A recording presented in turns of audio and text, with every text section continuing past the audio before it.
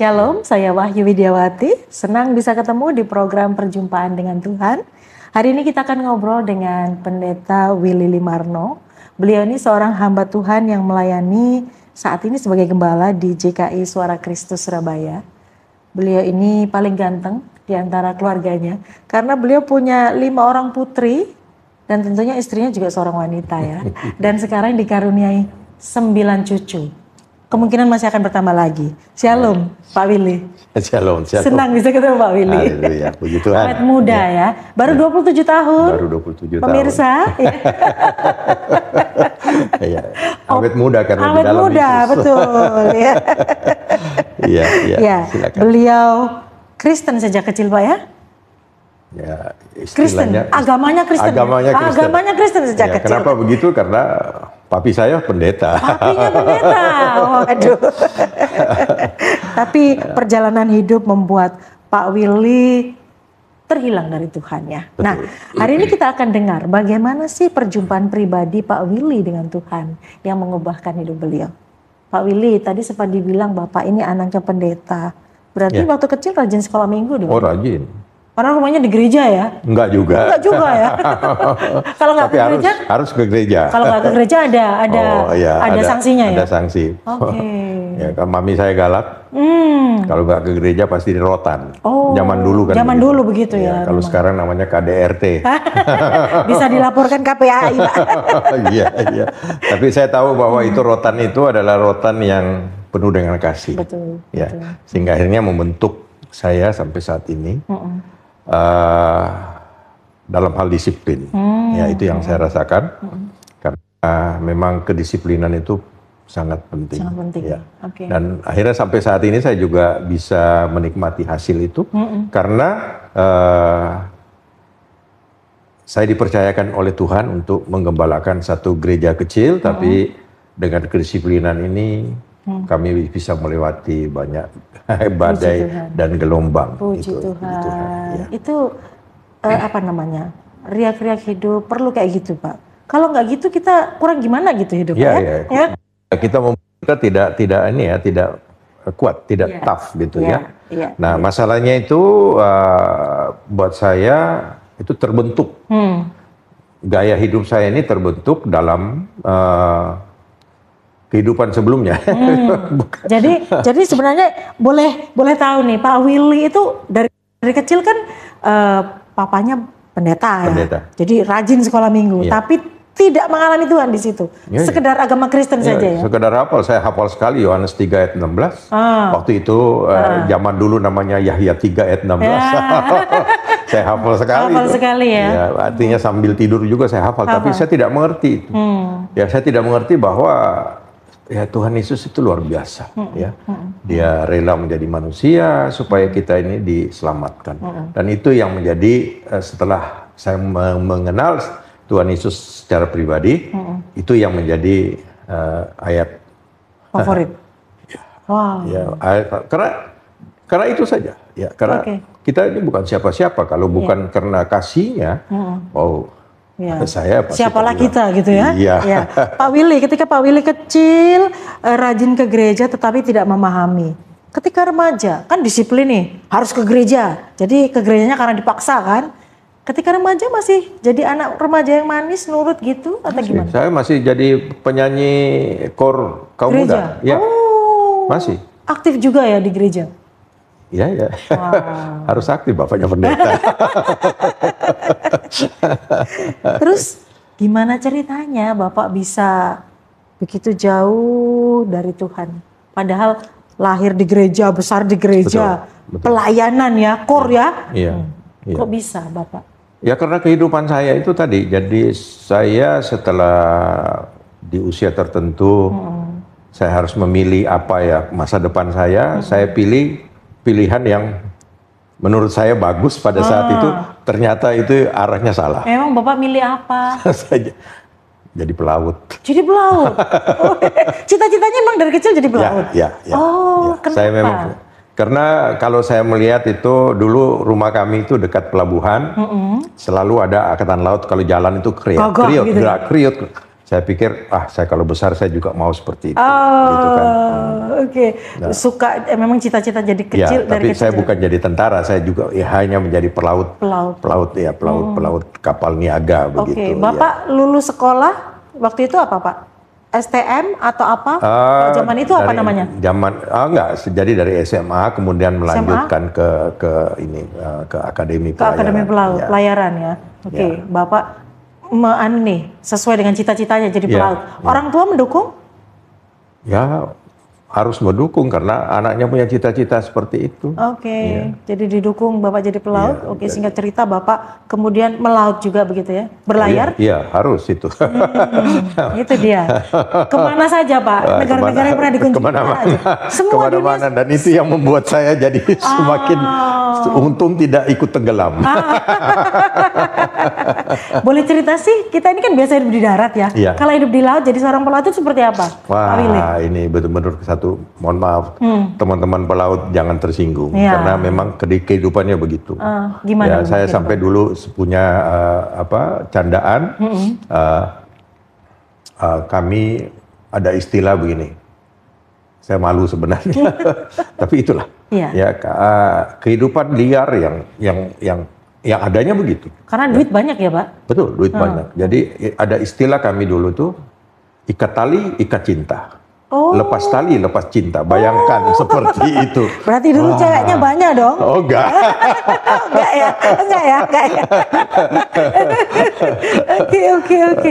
Kehidupan di laut itu seperti apa yang menurut Bapak membuat para pelaut itu hidupnya, maaf saya bilang ya, bebas-bebasnya gitu? Ya, karena kita berhari-hari di laut, kemudian pada saat kita tiba di satu pelabuhan, apalagi kalau pelabuhan itu pelabuhan yang dalam tanda kutip bahwa pelabuhan yang besar dan segala fasilitas ada dan tentunya ada kehidupan yang membuat glamor ya.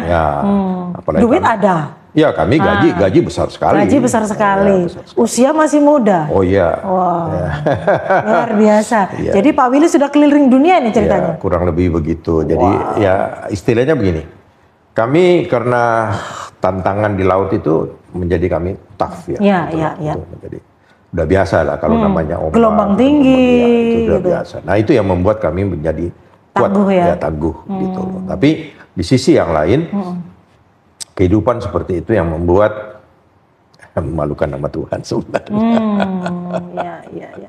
Tapi ketika ada di laut, Bapak pernah berdoa nggak? Oh, kalau di laut saya disuruh pimpin doa ya? Karena mereka tahu saya anaknya pendeta. Ya, saya bisa berdoa. Oke, jadi pimpin doa di sana, doa makan, doa apa, pokoknya Bapak. Alkitab juga saya baca, tapi saya nggak pernah ketemu dengan Tuhan Yesus karena itu rutinitas dari kecil. Iya, bayangkan. Ya, kita habis baca Alkitab, habis itu berbuat dosa, rasanya aduh. Biasa-biasa. Makanya saya katakan, saya tidak mengenal siapa Yesus. Tapi kalau sekarang, wow, saya benar-benar sangat menghargai apa yang saya punya sekarang ini, dan saya menggunakan waktu yang sisa ini, ya karena usia saya 27 tahun tadi. Pak Willy, momen apa yang membuat Bapak itu di laut tetap berdoa, baca Alkitab juga, tapi hidup dosa juga jalan terus. Nah, momen apa yang membuat Bapak mengalami perjumpaan secara pribadi dan menyadari bahwa Bapak harus meninggalkan semuanya itu? Jadi begini. Satu saat saya itu dipindah tugaskan ke satu kapal. Waktu itu saya marah karena saya merasa bahwa saya puas di tempat ini. Saya dipindahkan di satu kapal, kemudian satu perusahaan karena ada ABK-nya yang tidak bisa berlayar, kemudian saya harus gantikan posisi dia. Nah, saya waktu itu baru datang tadi malam, terus dipindah. Nah, di situ saya merasa, tapi ada teman baik saya, dia bilang, ini kan kesempatan baik, kamu pindah aja, kan kamu promosi kan di situ. Nah, jadi ini lebih bagus gitu ya? Betul. Okay. Nah, saya pindah, lalu kapal berlayar keluar dari Surabaya. 2 malam kami dengar berita ada kapal yang kirim SOS dan tenggelam di situ. kurang lebih begitu. Lalu kami dengar lebih lanjut, ternyata itu kapal itu adalah Kapalnya kapal yang saya sebelumnya. Oh. Jadi kami selisih 1 hari memang berangkatnya, tapi dia malam itu begitu dia keluar di masa Lembos itu tenggelam. Nah, orang yang gantikan saya hilang. Nah di situ saya penuh dengan ketakutan. Apa yang Bapak takutkan? Ya, saya takut mati. Takut mati. Iya, saya takut mati. Itu belum menikah ya kondisi? Belum menikah ya. Bapak takut mati. Iya. Ketika itu kalau bukan Tuhan yang memindahkan Bapak ke kapal itu nggak mungkin ya. Di situ baru saya merasakan, oh berarti ada maksud Tuhan, dan sebenarnya saya mulai menangis. Lalu saya melihat ini koreksi diri, dan akhirnya saya putuskan untuk stop. Bapak berhenti jadi seorang pelaut? Iya. Dengan gaji yang begitu besar Bapak tinggalkan? Iya. Langsung? Langsung. Oh. Langsung. Nggak ada rasa eman ini tapi gajinya besar gitu? Sempat Ya. kepikir nggak? Ya, kepikir. Tapi saya melihat ada sesuatu yang saya harus berubah. Dan memang benar. Karena itu jalan Tuhan, saya harus kerja di darat dengan penuh perjuangan, karena ya beda ya, gaya hidup yang berbeda, tapi ya, saya bersyukur justru Tuhan memberikan saya kekuatan, dan ya sampai ada hari ini karena rencana Tuhan gitu. Ya. Jadi Bapak menyadari bahwa Bapak butuh Tuhan. Justru setelah kapal sebelumnya itu tenggelam. Iya, iya. Wow. Iya. Wow, luar biasa. Jadi kengerian itu timbul dan terus menghantui, katakan begitu. Ya, akhirnya saya ambil putusan. Bukan saya ini apa namanya penakut, bukan. Tapi saya melihat bahwa ada sesuatu maksud Tuhan di balik itu. Lalu saya mulai belajar dan saya mulai mengenal Tuhan, dan luar biasa Tuhan begitu baik. Pak Willy melayar atau melaut berapa lama? 7 tahun. 7 tahun ya. Angka sempurna itu. Tentunya kembali. 7 tahun. 7 tahun ya. Kemudian Bapak pindah bekerja di darat. Kemudian apa yang Bapak lakukan sebagai respon dari ketakutan Bapak tadi? Ya, saya mulai belajar. Mulai ke gereja lagi ya? Ya, mulai cari Tuhan. Cari Tuhan. Ya. Oke. Saya mulai belajar. Katakanlah misalnya ada 2 puasa, saya belajar itu. Ada Bible study, saya ikut gitu loh. Jadi saya sangat antusias mau tahu Tuhan. Mau tahu Tuhan. Untuk kenal Tuhan ya. Ya, karena memang rata-rata memang pendeta ya, maaf. Iya, iya. Ya, saya kan sama pendeta, jadi nggak apa-apa, sesama biskota boleh kan. Yang ngomong pendeta. jadi silakan kalau mau protes sama beliau. Sama-sama begini. Pada umumnya banyak pendeta itu mereka karena terlalu fokus dengan pelayanannya lupa anak-anaknya. Nah, saya tidak menyalahkan papi saya. Saya tahu dia cinta keluarganya. Saya sangat menghargai. Papi saya meninggal itu di usia seperti saya, kemudian tapi dia masih di dalam pelayanan dan semangat sekali. Dan karena apa? Dia cinta terhadap Tuhan dan terhadap keluarga. Cuma memang kadang-kadang orang tua itu ya lengah seperti saya. Jadi akhirnya lolos dari pengawasan. Bapak berapa bersaudara? 6. Bapak nomor? 4. Nomor 4 ya. Dan semua anak-anak kurang ya, merasa kurang perhatian gitu kah? Karena kesibukan Enggak juga pelayanan? sih. Enggak juga. Cuman Bapak aja yang bandel gitu. Cuma saya bandel memang. Oke, Pak, setelah Bapak mengalami perjumpaan, ketakutan tadi, mengalami perjumpaan pribadi dengan Tuhan, nangis, Tuhan aku mau kembali. Ketika di darat, kan beda ya, pekerjaan di laut, melaut dengan di darat. Persaingannya semakin ketat begitu ya. Bapak apakah mengalami juga hal seperti itu? Naik turunnya kehidupan begitu? Oh pasti. Tapi satu hal, karena ya saya sudah punya Yesus. Ya saya nggak takut ya? Ya saya berserah. Saya tahu Tuhan pasti buka jalan. Prinsipnya kan itu. Ya, yang penting kita berusaha. Ya. Jadi dulu firman Tuhan kan katakan, carilah dahulu kerajaan Allah dan segala kebenarannya, maka segala sesuatu itu ditambahkan. Saya benar-benar saya lakukan itu. Saya belajar untuk itu dengan kerendahan hati. Saya tahu bahwa saya ini adalah orang yang gagal, bukan produk gagal. Ya. Saya adalah orang yang gagal. Nah, sehingga saya harus berusaha untuk mendapatkan kembali waktu-waktu yang hilang dulu. Sekian tahun hilang itu. Nah, itu makanya sampai sekarang saya masih tetap penuh dengan semangat melayani Tuhan. Di usia 27 tahun. Iya. Itu memang setelah Bapak berhenti melaut, memang ada cita-cita untuk full time melayani Tuhan begitu? Tidak. Enggak. Nah, itu. Ya. Kenapa Bapak bisa sampai memutuskan untuk melayani Tuhan? Jadi begini, pada waktu papi saya meninggal, di situ saya marah sekali sama Tuhan. Kenapa? Karena saya melihat Bapak kecewa sama Tuhan. Kecewa. Kenapa? Saya melihat papi saya ini seorang hamba Tuhan yang sangat sederhana, rendah hati, dan dia itu tidak macam-macam, ya. Dia selalu melayani orang-orang yang memang ya perlu dilayani dia gitu dengan tulus, ya.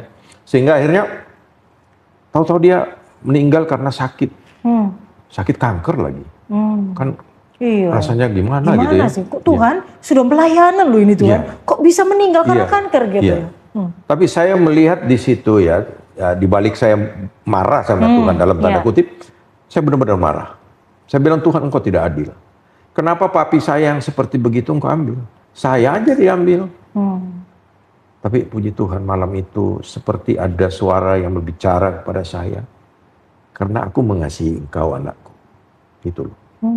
Nah, saya berpikir, apa hubungannya? Iya kan? Apa hubungannya? Mengasihi kok malah papiku diambil iya gitu kan ya? Begitu. Enggak. Jadi begini. Setelah itu baru saya sadar, Tuhan rencananya itu adalah mengambil papi saya, ya. Di saat saya sebenarnya masih belum bisa membalas kasihnya, papi saya, ya.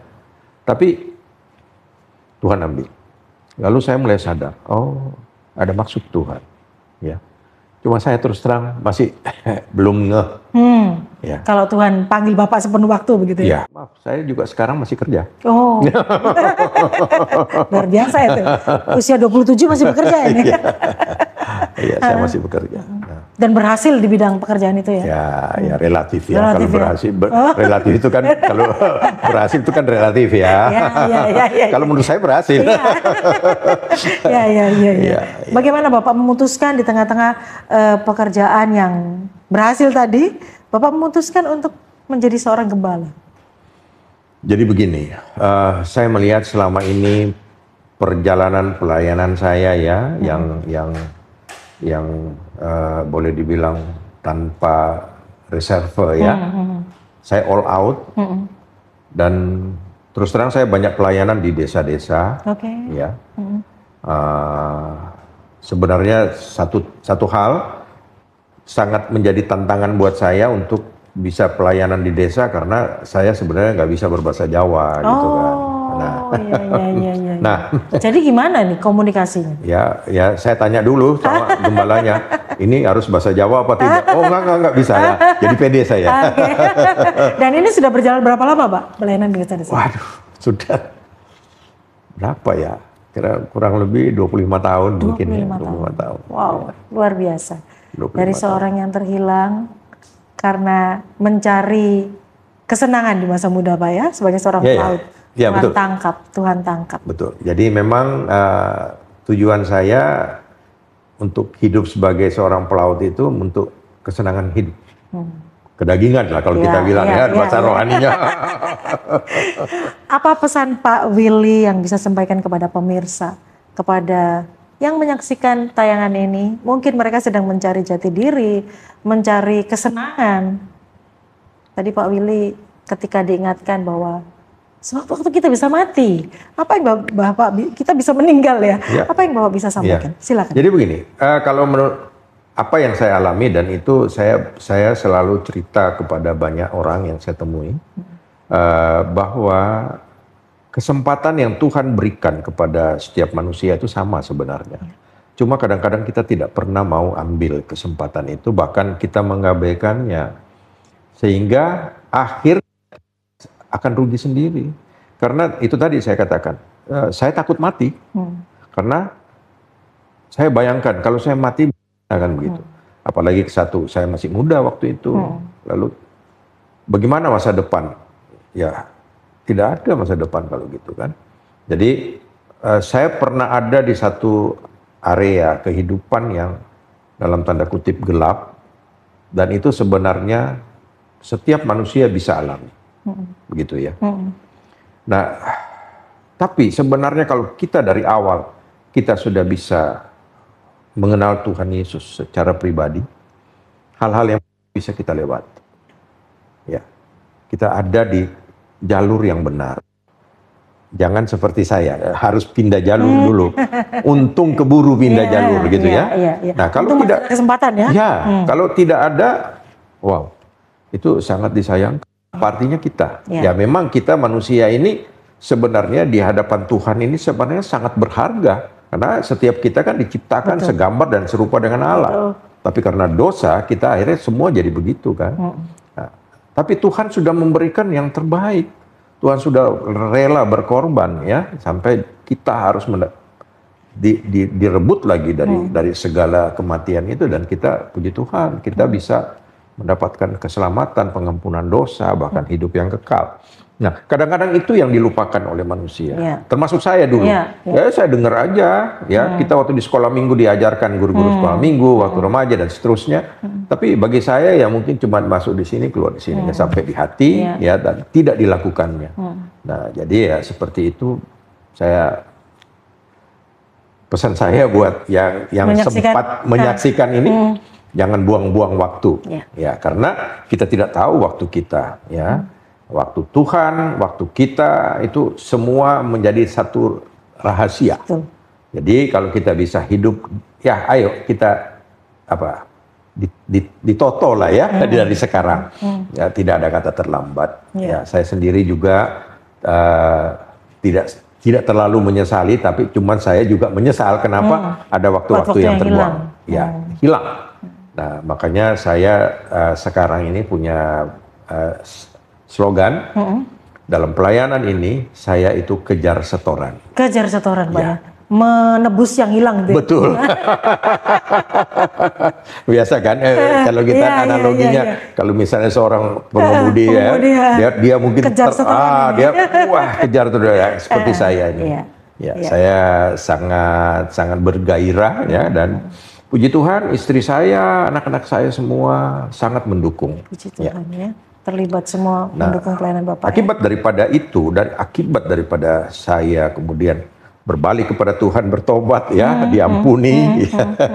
Saya ingat saya sempat berlutut di bawah kaki mami papi saya, minta ampun. Harus toh sebagai anak ya. Selesaikan dengan orang tua, lalu saya berlutut juga di bawah kaki Tuhan, minta ampun, dan saya merasakan pengampunan itu. Kenapa? Nah, itu tadi. Kehidupan pribadi saya secara pelan Tuhan atur, walaupun harus kadang menghadapi berbagai gelombang, ya. Tapi saya tahu, ya Tuhan pasti akan tolong. Dan sampai sekarang luar biasa. Tuhan sertai keluarga kami, Tuhan berkati kami, istri saya, ya anak-anak saya. Puji Tuhan, semua diberkati Tuhan. Cucu-cucu juga diberkati Tuhan. Iya. Ya, jadi ini sesuatu yang semua orang harus rasakan. Bagaimana penyertaan Tuhan. Iya. Pemirsa yang menyaksikan tayangan ini, kesempatan Anda sekarang. Terimalah Tuhan Yesus sebagai Tuhan dan Juru Selamat Anda. Berbaliklah dari hidup Anda yang lama, yang keluar dari jalurnya Tuhan. Karena kita tidak tahu sampai kapan kesempatan itu datang. Saya Wahyu Widiawati pamit. Sampai